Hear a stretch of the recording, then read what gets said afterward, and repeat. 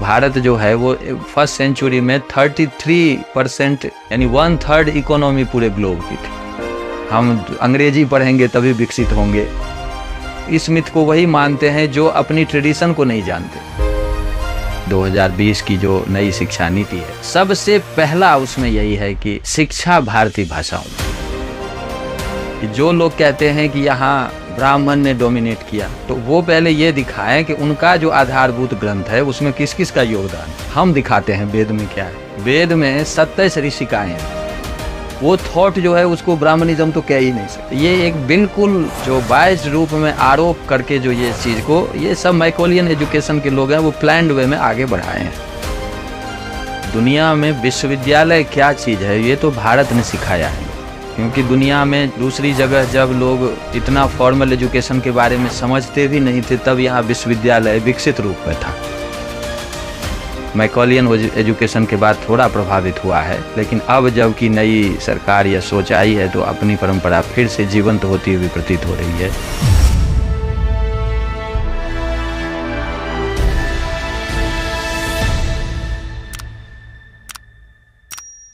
हमारी भारतीय शिक्षा परंपरा में शिक्षा निःशुल्क थी, और निःशुल्क थी तो फिर उसका कौन उसका जिम्मेदार है जो उसके भोजन, उसके रहने सब की व्यवस्था करे। तो इसीलिए अपने यहाँ भिक्षाटन की परंपरा है। भिक्षाटन की परंपरा के पीछे एक बहुत बड़ा साइकोलॉजी है कि बच्चा एक निश्चित समय में कुछ गांव में जाता था और गांव के लोगों को पता था कि इतने बजे बच्चे आएंगे, और वहां उनके पास जो कुछ भी बेस्ट चीज होती थी वो उनको लेकर के खड़े रहते थे द्वार पे। और वो बच्चा लेकर जब आता था प्रतिदिन, तो उसके मन में ये प्रतिदिन एक संस्कार बनता था कि मुझे समाज ने पढ़ाया। अब वो राम हो, कृष्ण हो, कोई भी हो, वो भी उस भिक्षाटन परंपरा से आए। तो बच्चों में जब ये संस्कार बनता है कि मुझे समाज ने पढ़ाया है और देखा है, अभी टैक्स तो अभी भी हम देते हैं, अभी भी उस टैक्स का पैसा जो होता है वो शिक्षा में जाता है, लेकिन बच्चों में ये डायरेक्टली नहीं जाता कि मुझे समाज पढ़ाया। तो वो जो घर घर जाकर लाते थे, उससे जो उनका संस्कार बनता था, तो वो जब स्नातक बनकर निकलते थे तो उनके मन में ये रहता था कि समाज ने मुझे यहाँ तक बढ़ाया है, इसीलिए समाज के लिए हमें कार्य करना।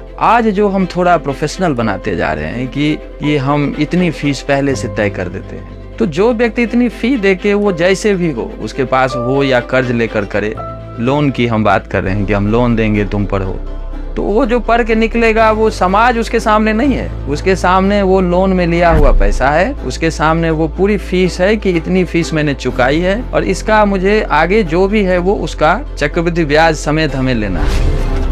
अपने गुरुकुल की ये भी एक परंपरा थी जो मूलभूत बात में कि वो सरकार से स्वतंत्र, तो वो राजा पर आश्रित नहीं रहते थे, स्टेट पर आश्रित नहीं रहते थे, इसलिए उनकी शिक्षा स्वतंत्र थी। हमारे यूथ को 50 वर्षों से 100 वर्षों से ऐसी सूचनाएं दी गई जो है ही नहीं, और वो नहीं है क्योंकि स्टेट का इन्फ्लुएंस।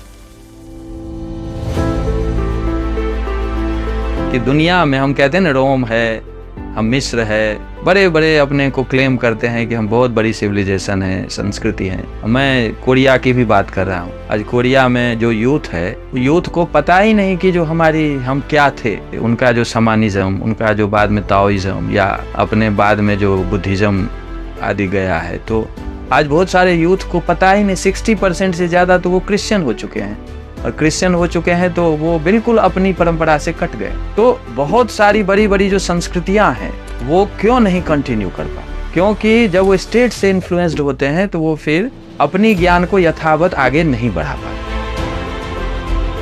लेकिन भारत में गुरुओं के कारण, आचार्यों के कारण और स्टेट से निरपेक्ष होने के कारण, यानी स्वतंत्र रूप में रहने के कारण, वो अपनी विद्या को यथावत आज तक बना कर रखे हैं। थोड़ा सा हम मैकोलियन एजुकेशन के बाद थोड़ा प्रभावित हुआ है, लेकिन अब जब की नई सरकार या सोच आई है तो अपनी परंपरा फिर से जीवंत होती हुई प्रतीत हो रही है। दुनिया में विश्वविद्यालय क्या चीज है ये तो भारत ने सिखाया है लोग, क्योंकि दुनिया में दूसरी जगह जब लोग इतना फॉर्मल एजुकेशन के बारे में समझते भी नहीं थे, तब यहाँ विश्वविद्यालय विकसित रूप में था। इसलिए गुरुकुल सब जगह थे, एक बात तो ये है। लेकिन एक बड़े संस्थान के रूप में जो हमारे यहाँ है, वो सबसे पहला तक्षशिला विश्वविद्यालय आता है। अभी वो पाकिस्तान में है। सब रिकॉर्ड पे है ये चीज कि चाणक्य उसी विश्वविद्यालय के प्रोडक्ट थे, और पाणिनि हैं, कुमार जीवक थे जो उस समय सबसे बड़े आयुर्वेद के आचार्य माने जाते थे। आप एक समझें कि एक एक गांव जैसा एक एक विभाग था, और ऐसे सब जितने विषय संभव थे सबके विभाग थे। वो व्याकरण हो या दर्शन हो या समाज शास्त्र हो, वहीं रह के कौटिल्य ने अर्थशास्त्र लिखा जो अभी दुनिया में प्रसिद्ध है। तो आप देखें कि स्टेट क्राफ्ट क्या है, कि पूरे स्टेट का स्ट्रक्चर कैसे होना चाहिए, टैक्सेशन की क्या पॉलिसी है, पूरा जो प्रशासन कैसे बढ़ना चाहिए, जो निर्धन हैं, जो स्त्री हैं, कैसे उनके लिए विशेष व्यवस्था की जाए। तो इस तरह का टेक्स्ट लिखने वाला जो व्यक्ति है वो वहीं बैठ के ये को अर्थशास्त्र लिखता है। तो लगभग 1000 वर्ष तक ये तक्षशिला यूनिवर्सिटी वहाँ रहा है, बहुत प्रसिद्ध रहा है। और उसके बाद फिर आया है नालंदा विश्वविद्यालय, और नालंदा विश्वविद्यालय हम सभी जानते हैं कि दुनिया में प्रसिद्ध है, और 10,000 के करीब वहाँ पे छात्र रहते थे, और फुल्ली रेजिडेंशियल।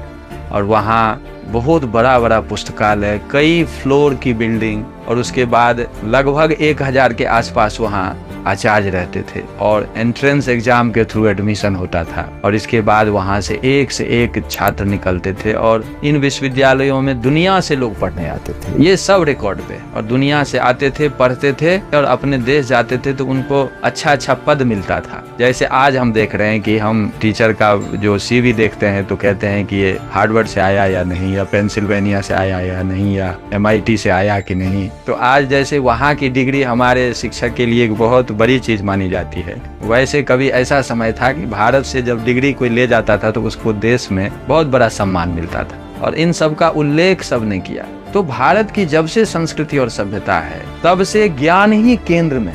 तो नॉलेज सोसाइटी भारत आज नहीं बना। बाद में कुछ लोग कहने लगे कि भारत अब नॉलेज सोसाइटी बना। नहीं, भारत नॉलेज सोसाइटी अपने आरंभ से ही था, क्योंकि दूसरे जो मैकॉलियन एजुकेशन आया तो उसने उसको टारगेट किया, और टारगेट किया क्योंकि शासन करना था। और जब तक भारतीय ज्ञान रहेगा और जब तक उससे जुड़े हुए समाज के लोग रहेंगे तब तक वो शासन कैसे कर सकता था। हमने बहुत सारे जो विदेशी आक्रांताओं को झेला है, इसके कारण हमारी शिक्षा व्यवस्था थोड़ी तो प्रभावित हुई है। हमारे इंफ्रास्ट्रक्चर बहुत नष्ट कर दिए गए। अब जैसे विश्वविद्यालयों की चर्चा की तो हम सब जानते हैं कि जो विश्वविद्यालयों को जला दिया गया, नष्ट कर दिया गया। तो कुछ लोगों ने जो फिजिकल वे में जो हमारा इंस्टीट्यूशन था उसको नष्ट कर दिया, कुछ लोगों ने मानसिक रूप से इसको ऐसा बना दिया कि जो उनको ये लगे कि जो भारत का ज्ञान हीन है, छोटा है, और वहाँ का ज्ञान बहुत बड़ा है। लेकिन अब तो वहीं का एक विश्लेषण आया है कि जो एंगस मेडिसन का की बुक आई है उसमें भारत जो है वो फर्स्ट सेंचुरी में 33% यानी 1/3 इकोनॉमी पूरे ग्लोब की थी। ये फर्स्ट सेंचुरी AD की बात, और ये 10th सेंचुरी तक रहा है। जब से विदेशी आक्रांता आए हैं तब से ये डिक्रीज करना शुरू किया है। तब भी 16वीं शताब्दी तक लगभग 23-24% थी इकोनॉमी दुनिया की। तो आप बताएं कि जब तक हम अपनी भाषा, अपने ज्ञान, अपने में ट्रेंड रहे हैं और सब काम करते रहे हैं, तब तक दुनिया की कम से कम 16वीं शताब्दी तक 1/4 इकोनॉमी हम थे। और जब अंग्रेज आए यहाँ तो जाते समय वो 3% के आसपास इकोनॉमी छोड़ गए, तो हम 23% से 3% पे आ गए। और अब हम स्ट्रगल कर रहे हैं कि जो हम और ज्यादा आगे बढ़ें और ज्यादा आगे बढ़ें। तो आर्थिक दृष्टि से भी जो भारत को सोने की चिड़िया कहा जाता है, तो वो अंग्रेजी के कारण तो था नहीं, वो तो अपनी भाषा के कारण, अपने ज्ञान के कारण, अपनी टेक्नोलॉजी के कारण, जो रिकॉर्ड पे है। अभी जो लेटेस्ट बुक आई है सबको पढ़ना चाहिए। तो इसलिए ये जो एक मिथ हम बना के रखे हैं कि हम अंग्रेजी पढ़ेंगे तभी विकसित होंगे, तो वो यही मिथ, इस मिथ को वही मानते हैं जो अपनी ट्रेडिशन को नहीं जानते। दुनिया का एकमात्र ग्रंथ वेद है जिसमें समाज के सभी लोगों का योगदान है, स्त्रियों का योगदान है। दुनिया का एक ग्रंथ दिखाएं जिसकी रचयित्री स्त्री हो, एक भी दिखा दे कोई। जो लोग कहते हैं कि यहाँ ब्राह्मण ने डोमिनेट किया, तो वो पहले ये दिखाएं कि उनका जो आधारभूत ग्रंथ है उसमें किस किस का योगदान है। हम दिखाते हैं वेद में क्या है। वेद में 27 ऋषिकाएं हैं, और ऐसे 27 नामों की सूची बृहद संहिता में दी हुई है। आज भी उन ऋषिकाओं के मंत्र वेद में है, आज भी उसका अध्ययन अध्यापन चलता है। और बाकी आप सब जानते हैं कि जो मैत्रेयी थी, गार्गी थी, वो ब्रह्मज्ञानी थी, वो उनको उस रूप में दर्जा प्राप्त। दूसरी बात यह है कि वेद में कौन ऋषि किस जाति का है और किस वर्ण का है, इसका कोई नहीं बता सकता है, ठीक है। और वो कोई भी हो सकता है। ऐसे बहुत सारे नाम, जैसे जाबाली ऋषि है, वो जाबालोपनिषद अपने यहाँ बहुत प्रधान उपनिषद, लेकिन वो तो आप यदि आज की दृष्टि से माने तो उनकी माता जो थी वो तो आज के समय में तो जो एक अपना ग्रुप है SC ST, उस ग्रुप से बिलोंग करेंगे। महीधर ऐतरेय है, जैसे ऐतरेय ब्राह्मण है जिसका बहुत बड़ा नाम है, मतलब बहुत बड़ा ग्रंथ माना जाता है। तो उनकी माँ इतरा थी। तो इतरा जो थी आज की दृष्टि से आप देखेंगे तो वो उस SC ST कैटेगरी में आएंगे। उस समय वो शब्दावली नहीं थी, लेकिन आज जब डिवाइड करेंगे आपको तो उसी रूप में आएंगे। ऐसे अक्ष सूक्त है, अक्ष सूक्त के जो ऋषि थे वो उसी कैटेगरी के आएंगे। तो बहुत सारे ऋषि जो हैं वो उस कैटेगरी से आते हैं। समाज के किसी भी वर्ग से वो यदि उस ज्ञान को, उस एलिवेशन के लेवल पे चले जाते हैं तो उनको लोग ऋषि कहते हैं, और उसको वही सम्मान है, वही आदर है, सब वही रहा है। और आज भी आप देखेंगे जैसे अपने रविदास हुए, तो रविदास के शिष्य तो काशी नरेश थे। रविदास जी के शिष्य तो ऐसे 10 राजा थे, मीराबाई उनके शिष्य हैं। ऐसे देखेंगे तो कबीर हों, रविदास हों, ऐसे अनेकानेक कहीं भी कोई व्यक्ति है, लेकिन यदि वो ज्ञान के रूप में यदि वो उस स्टेज पे चला गया तो उसको वहां पे उसी का दर्जा मिलता है, उसी को सम्मान प्राप्त। जैसे विश्वामित्र तो क्षत्रिय थे, सब पता है सबको, राजा थे वो, लेकिन अपने ज्ञान से वो ब्राह्मण बने। ऋषि जो हैं वो सभी वर्ग से आए हुए हैं, एक वर्ग के ऋषि नहीं है। तो एक तो ये बात है, इसीलिए वो थॉट जो है उसको ब्राह्मणिज्म तो कह ही नहीं सकते। ये एक बिल्कुल जो बायस्ड रूप में आरोप करके जो ये चीज को, ये सब मैकोलियन एजुकेशन के लोग हैं, वो प्लान्ड वे में आगे बढ़े। 12वीं शताब्दी के बाद जब से विदेशी आक्रांत आया है तो उसके बाद आप देखेंगे कि 40 जाति से 40,000 हो गया। तो ये बीच में क्या क्या हुआ है, ये एक शोध का विषय है और उसमें हम लगे हुए हैं। आने वाले समय में लगता है कि उसका भी आ जाएगा सब।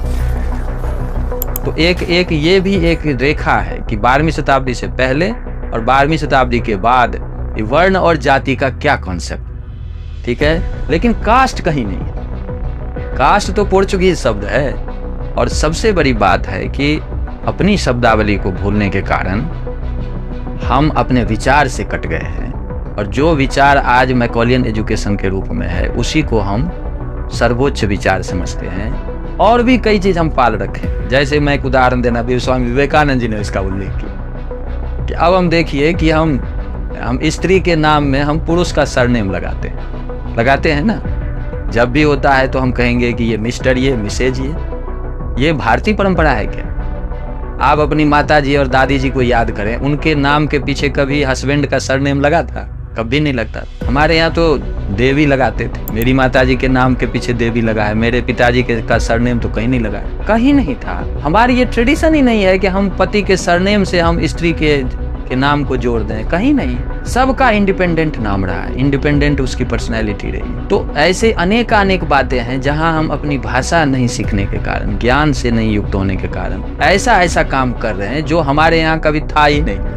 तो इसलिए अभी जो हमारे 14 से जब आई है सरकार, तो सबसे बड़ी बात है कि अपनी भाषा, अभी जो NEP बनी है 2020 की जो नई शिक्षा नीति है, सबसे पहला उसमें यही है कि शिक्षा भारतीय भाषाओं, ये सबसे बड़ा कदम है अभी की जो सरकार है। इससे पहले अपनी भाषाओं को छोड़ के सब में शिक्षा, तो इसको सबसे पहले तोड़ा गया है। और इसका परिणाम ये होगा कि हम अपने शब्द को समझेंगे, अपने शब्द को समझेंगे तो अपने विचार को समझेंगे, और अपने विचार को समझेंगे तभी जो एक होलिस्टिक, जिसको अंडरस्टैंडिंग कहते हैं, उसके आधार पर आगे बढ़ सकते हैं। अदरवाइज यदि हमने समय पे यदि नहीं निर्णय लिया तो ऐसी अनेकानेक विकृतियों को हम समाहित करते चले जाएंगे, और अंत में वही कोरिया की तरह, दूसरे देश की तरह पता ही नहीं चलेगा कि हम क्या थे।